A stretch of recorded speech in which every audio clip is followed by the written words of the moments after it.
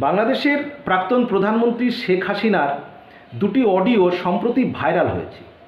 একটি অডিওতে সেখানে শেখ হাসিনা বলছেন যে আমি বাংলাদেশের খুব কাছাকাছি আছি, যাতে চট করে বাংলাদেশে ঢুকে যেতে পারি, চলে যেতে পারি। আরেকটি অডিওতে শোনা যাচ্ছে তাকে বলতে যে তিনি এখনও বাংলাদেশের নির্বাচিত সাংবিধানিক প্রধানমন্ত্রী, তিনি পদত্যাগ করেননি। এই দুটো অডিও কিন্তু এখন ব্যাপকভাবে ভাইরাল।